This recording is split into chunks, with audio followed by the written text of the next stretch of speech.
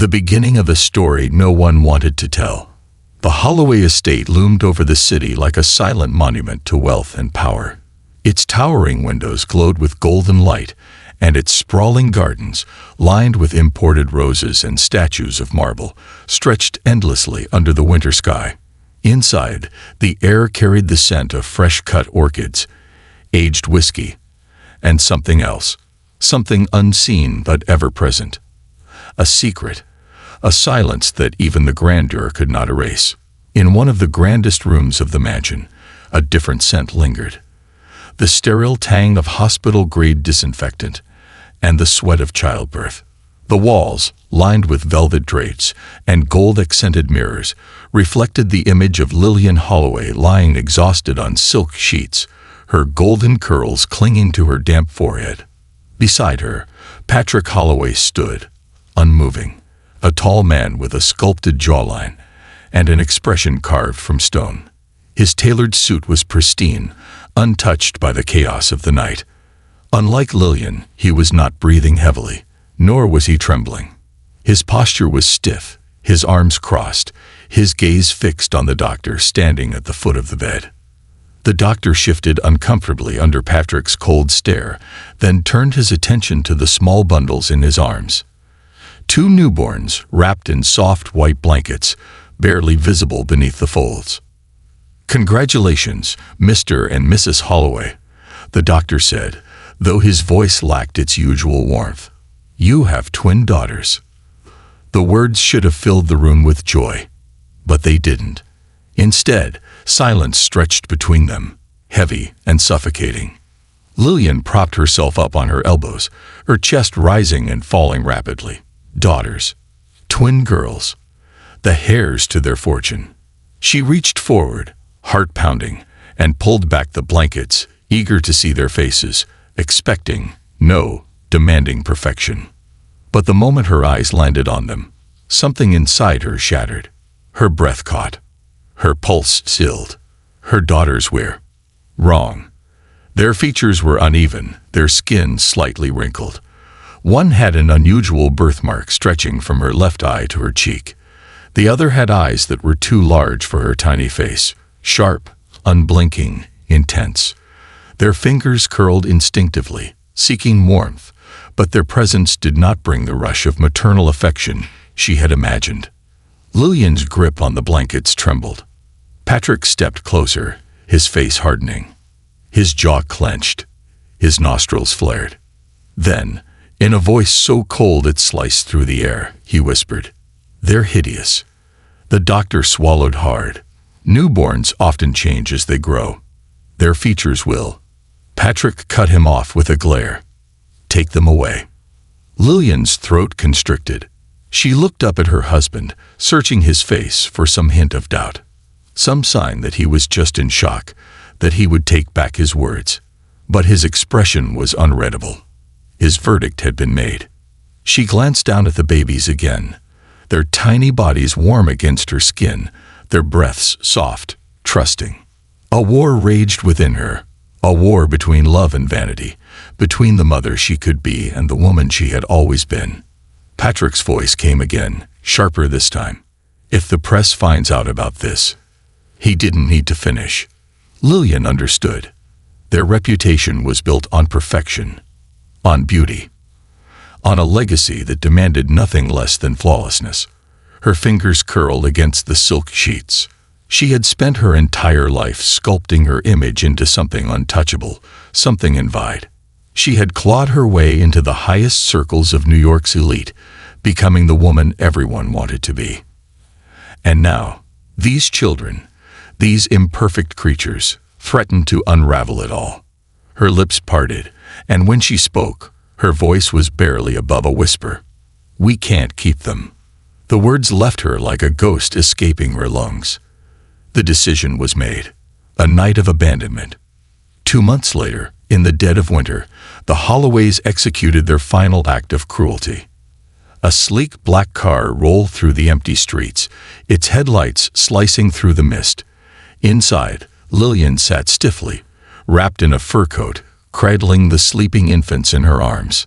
Patrick was behind the wheel, silent, His hands gripped the steering wheel with the same cold determination he used in business negotiations. They stopped in front of a grand estate, one that rivaled their own in wealth, but not in reputation. This was the home of Margaret Sinclair, a woman known for her quiet power, a recluse whose wealth was whispered about in hushed conversations. Patrick checked his watch. 3:27 a.m. Perfect timing. Lillian hesitated as she opened the car door. The cold air bit at her cheeks, but it wasn't the wind that made her shiver. It was the finality of what she was about to do. She stepped onto the icy pavement, her heels clicking against the stone. The babies stirred in their blankets, their breath visible in the night air. A tear slipped down Lillian's cheek, but she wiped it away before it could betray her. She bent down and placed them gently at the foot of the estate's grand staircase. For a moment, she lingered. Her hand hovered over their tiny chests, feeling the faint rhythm of their hearts. Then, before doubt could creep in, she turned and hurried back to the car. She didn't look back. Patrick didn't speak as he pressed the gas pedal. The car sped off, disappearing into the night. And the babies, the daughters they had cast away, were left behind. Alone, in the freezing cold. A new beginning. At sunrise, Margaret Sinclair stood at her grand doorway, sipping her morning tea. She was a woman of few words, with an air of mystery that made even the wealthiest socialites uneasy. Her wealth had no clear origins, her connections ran deeper than any family lineage, and her presence commanded a quiet authority. But that morning, something else caught her attention. A sound. A faint, muffled cry. Her breath hitched. Margaret was not a woman easily shaken, but the fragile whimpers sent an unexplainable chill through her bones. She stepped forward, her silk robe brushing against the stone steps. And then she saw them. 2 bundles. Tiny. Helpless. Abandoned. Her fingers trembled as she peeled back the blankets. 2 pairs of deep, desperate eyes met hers. A breath she hadn't realized she was holding escaped her lips. Who would do such a thing? A flicker of something long buried surfaced in her chest, a past she had tried to forget. She closed her eyes for a moment, then exhaled. When she opened them again, her decision was already made. Margaret Sinclair was a woman of secrets, but she was not a woman without a heart. She reached down, scooping the infants into her arms. "Come, little ones," she murmured, her voice softer than it had been in years. "You're safe now." And with that, Margaret Sinclair closed the doors to her mansion, without knowing that she had just opened the door to a future that would shake the world. The unseen transformation. A home, but not a family. The Sinclair estate was nothing like the Holloway mansion, though it was just as grand. While the Holloways surrounded themselves with glittering chandeliers, champagne-filled galas, and silk-lined walls, the Sinclair mansion was different. It carried an air of mystery, a quiet grandeur. It was a place where secrets lived within velvet curtains, and wisdom was hidden in the pages of dusty books. For Amelia and Eleanor, it became the only home they had ever known. Margaret Sinclair was not a mother in the traditional sense. She did not sing lullabies at night or cradle them when they cried. She did not indulge them with fairy tales or whispered reassurances that everything would be all right. She was a woman who had long given up on dreams, choosing instead to shape realities. And so, she raised the girls the only way she knew how, not as daughters, but as prodigies. From the moment they could understand words, she educated them. "Knowledge is power," she would say, guiding them to the estate's grand library, where walls stretched high with books on philosophy, history, mathematics, and science. By the age of 5, they were reading texts meant for university students. By the age of 7, they could out-debate most adults. But knowledge, Margaret knew, was only part of what they needed to survive. "You must learn to walk through the world unseen until you are ready to be noticed," she told them one evening, as they sat before the fireplace, the flames casting shadows against the stone walls. And so she taught them not just how to be intelligent, but how to be invisible, how to move through society unnoticed, how to listen without speaking, how to command a room without ever raising their voice. It was a different kind of upbringing, one built on strength, not comfort. And yet, even with all of Margaret's lessons, the world outside the mansion's walls was relentless. The cruelty of the world. Despite their intelligence, despite their refinement, they were still not accepted. People whispered when they walked past. Those poor girls, Sinclair took them in out of pity. I heard their real parents abandoned them. Did you see their faces? The first time Amelia heard those words, she had been only 10 years old. She had been walking through the town square with Eleanor, their hands clutching the edges of their coats, the winter air biting at their skin. It was meant to be a simple outing, a day to buy books, to experience the world beyond the estate's gates. But the moment they entered the shop, everything changed. The laughter inside the boutique died instantly. The woman behind the counter hesitated before greeting them. A pair of young girls standing by the window giggled, whispering behind gloved hands. And then, the words that would stick with them forever. They looked like something out of a nightmare. Eleanor shrank, her shoulders curling inward. But Amelia stood taller. She met the other girl's gaze, refusing to flinch, refusing to show weakness. For the first time in her life, she felt something awaken inside of her. Not sadness, not fear, determination. When they returned home that evening, Eleanor cried in the privacy of their bedroom. "They hate us," she whispered, her voice shaking.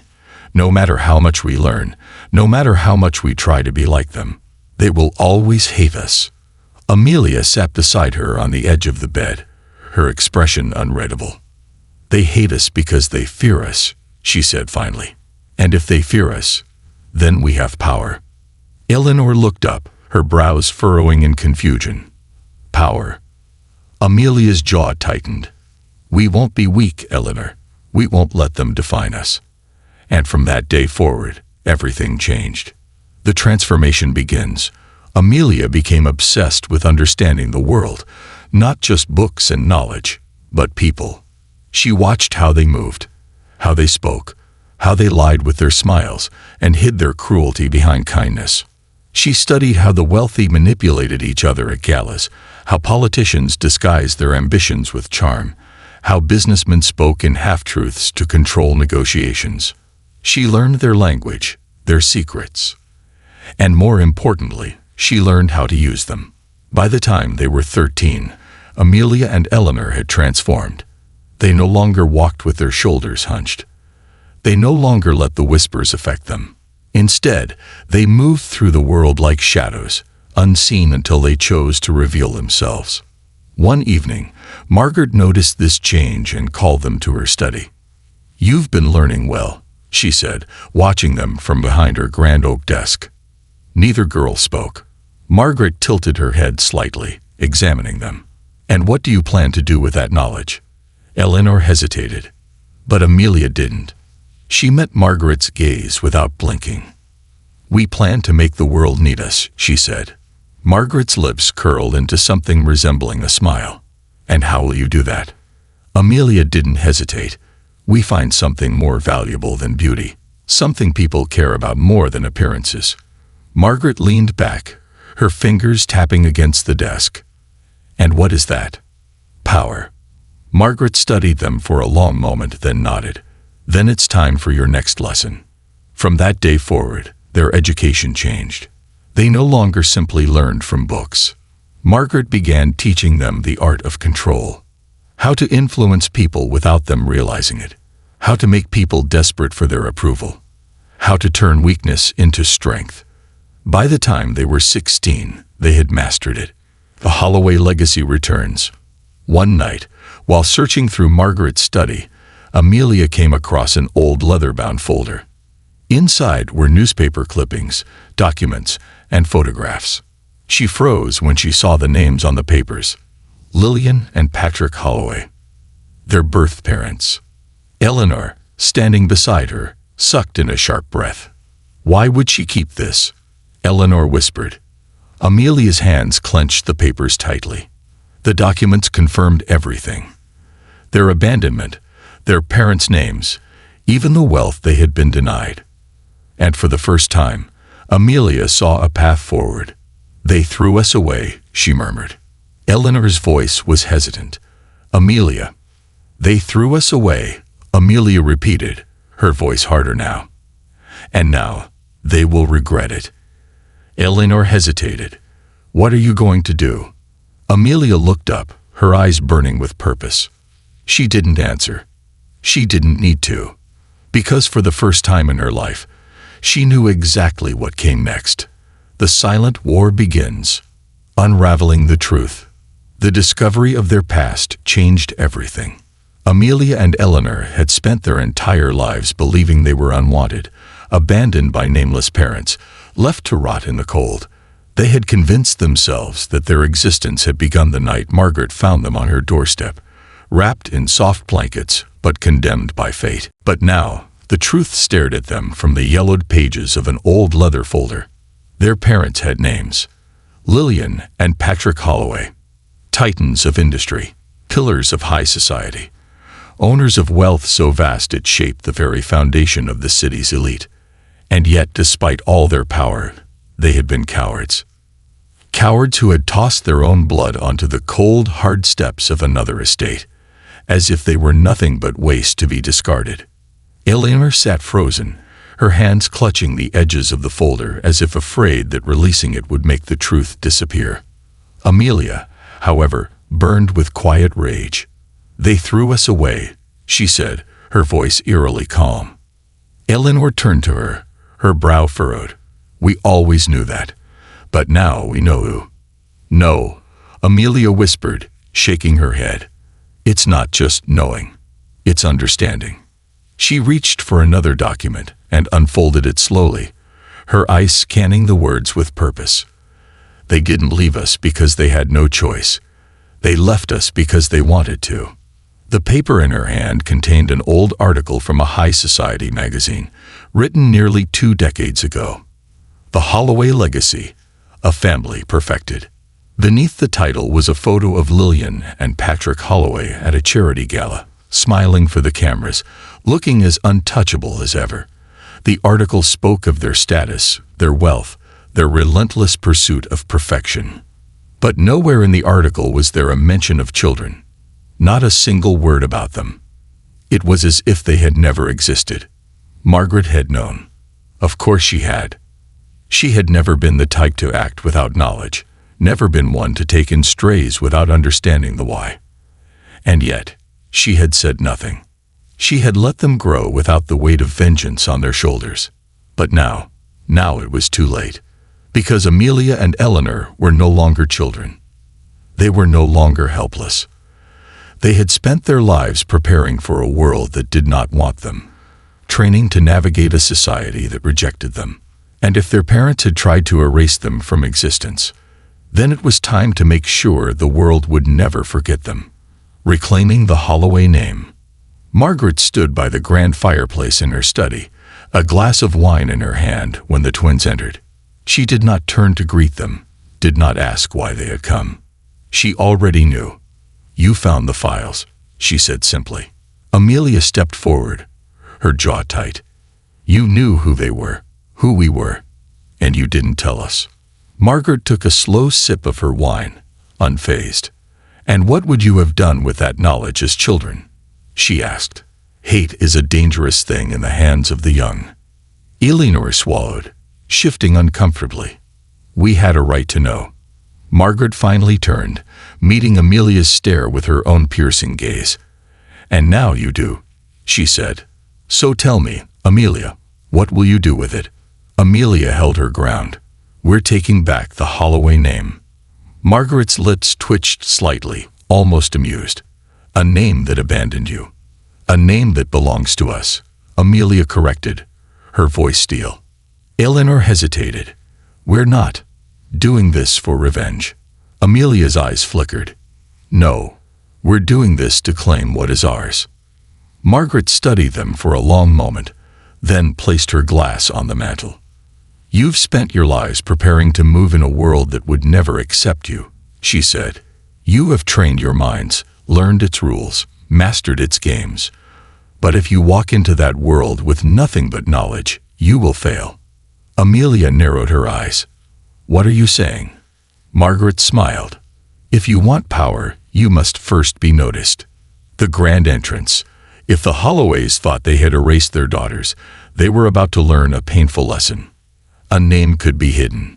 A past could be rewritten. But a legacy could not be ignored. And the twins were about to create their own. It started with whispers. Rumors of two young women appearing at the most exclusive events in the city, silent, poised, and watching. They weren't just another set of debutantes introduced into high society. They were unknowns, intruders. They didn't belong. And yet, somehow, they walked with the confidence of those who did. At every gala, at every fundraiser, they moved through the room like ghosts slipping between the cracks of the elite. They spoke little, but when they did, people listened.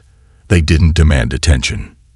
They commanded it. Within months, they had inserted themselves into the very social circles that their parents had once ruled. And then, just when the city's most powerful figures had begun to wonder who these enigmatic young women were, they struck. They revealed their names. Holloway. The name sent shockwaves through the city, because the Holloways had no children. And yet, here they were. The past that Lillian and Patrick had tried to bury had come back to haunt them. And it was only the beginning. The Holloways' worst nightmare. The moment Lillian Holloway received the news, she dropped her champagne flute. It shattered against the marble floor, shards scattering like a broken illusion. Patrick looked up from his desk, his usual cold expression flickering with something rare, something dangerously close to fear. "This isn't possible," Lillian whispered, gripping the edge of the table. They can't be alive." Patrick finished, voice tight. A reporter's column lay open on the table before them, the headline in bold letters. "The return of the Holloway heirs, the Davies who were are supposed to exist." Lillian's hands trembled. "We need to do nothing," Patrick said, voice sharp. "If we acknowledge them, we validate them." Lillian turned to him, eyes wild. "And if we don't?" Patrick clenched his jaw. "Then we pray they don't destroy everything we've built." But deep down, they both knew. It was too late for that. Because Amelia and Eleanor had already begun their rise. And nothing, not wealth, not power, not even fear, was going to stop them. The Holloway reckoning. The stage is set. The grand ballroom of the Holloway estate glittered under the golden light of crystal chandeliers. It was an event unlike any other. A gala meant to cement the Holloway name as untouchable, to remind the world that Lillian and Patrick were still the pinnacle of wealth and power. But tonight, they were about to face the ghosts of their past.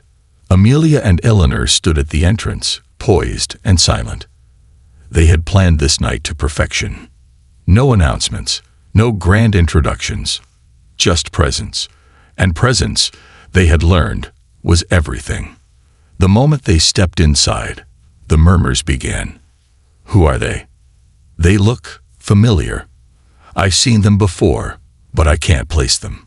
And then someone whispered the words that sent shockwaves through the crowd. The Holloway twins. Lillian's glass slipped from her fingers before she caught it. Patrick stiffened, his jaw locking. The air in the room changed instantly. The daughters they had discarded, the children they had tried to erase, were standing in the heart of their empire. And they weren't here to be ignored. They were here to claim everything. The confrontation. The music faltered. Not a full stop, but a hesitant stumble. A sign that even the musicians had sensed the tension crackling through the air. Amelia met her mother's eyes across the ballroom, a gaze cold enough to freeze fire. Eleanor, ever the quieter of the two, let her gaze drift across the crowd, watching the expressions shift from confusion to realization. Patrick was the first to regain his composure. With a politician's practiced ease, he strode toward them, a smile plastered onto his face. You shouldn't be here, he said smoothly, his voice just low enough for only them to hear. Amelia lifted an eyebrow. Shouldn't we? Eleanor stepped forward. We're Holloways after all. Lillian's mask cracked for the first time in 20 years. You were never supposed to come back, she whispered, barely breathing the words. Amelia smiled, a slow, knowing smirk. Yet here we are. The room had fallen into complete silence. The guests didn't dare speak. The world's elite, men and women who prided themselves on never being shaken, were watching the unfolding drama with rapt fascination.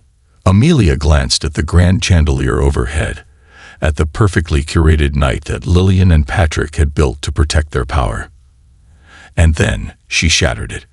We weren't good enough for you, she said, her voice clear, carrying across the entire ballroom. So you left us to die. A collective gasp rippled through the room. Lillian's hands clenched into fists. Keep your voice down. Eleanor stepped closer, her voice quiet but unshakable. Why? Afraid someone might hear the truth. Patrick's face remained unreadable, but his fingers twitched, the only sign of his control slipping. You don't understand what we did for you, he said. You wouldn't have survived in this world. We made a choice. Amelia let out a small laugh, utterly void of humor. How fortunate for us, she murmured, that we learned to survive without you. The weight of their words settled heavily on the gathering. The Holloway's secret was no longer a whisper. It was an exposed wound, bleeding under the lights of high society. And the daughters they had cast aside were now the ones holding the blade. The unraveling of power. Lillian tried to maintain her composure, but she could feel the shift happening. The Holloway name was no longer untouchable. Eyes were watching. Whispers were spreading. She could see it in the way their closest allies shifted away, the way the press at the edges of the room adjusted their recording devices just slightly, ready to capture every second of this disaster. Patrick, ever the strategist, tried to salvage the moment. You're making the scene, he said, voice like a blade. Eleanor met his gaze. You made the first scene, 20 years ago, when you left us on a doorstep like trash. A murmur spread through the crowd. Disbelief, horror, fascination. It was the crack in the Holloway's foundation. And Amelia and Eleanor didn't let up. You built this empire on perfection. Amelia continued, voice laced with mockery. On the illusion that you were untouchable. Eleanor nodded, stepping forward. But now, the world knows the truth. You abandoned your own children because they didn't fit your impossible standards. Lillian's breath came shallowly. You don't understand. Amelia tilted her head. Don't we? Patrick's hand clenched at his side. Enough. But it wasn't enough. It was too late. Because perception was power. And in front of the most influential people in the world, the Holloways no longer looked powerful. They looked weak, desperate, afraid. And in the world they had built, the world they had worshipped, weakness was fatal. The final blow. Margaret Sinclair had always told them, a war is won not with a single battle, but with 1,000 small victories. And tonight, they claimed their final victory. Amelia turned to the room, addressing the silent, rapt audience. My sister and I didn't come here for apologies, she said. We came to reclaim what was ours. Eleanor smiled, a soft, knowing smile. We're not here to destroy the Holloway name, she added. We're here to make it stronger. Patrick's brow furrowed. What are you saying? Amelia met his gaze. We own you now. The words were simple, but they sent a chill down the spines of everyone who heard them. Eleanor stepped forward. We've been working for years, building alliances, learning the game you thought you played best, and now we're taking our place at the table. Patrick's hands trembled. You can't. You underestimated us, Amelia said, cutting him off. You assumed we would never return, that we would never matter. She leaned in slightly, her voice dropping to a whisper only they could hear. But we've outplayed you at your own game. Patrick's lips parted slightly. For the first time in his life, completely at a loss, Lillian was shaking, because she knew, deep down, it was over. They had spent decades trying to bury their past. But now, their past had buried them. Amelia and Eleanor turned toward the grand doors, their purpose fulfilled. As they left the ballroom, the whispers rose behind them like a wave. The Holloways had fallen, and in their place, the true heirs had risen. This concludes the story. Thank you for watching until the end. I hope you found it enjoyable. If you did, please consider liking the video and sharing it with your friends. Don't forget to subscribe to our channel and activate the notification bell for more captivating stories. Have a great day.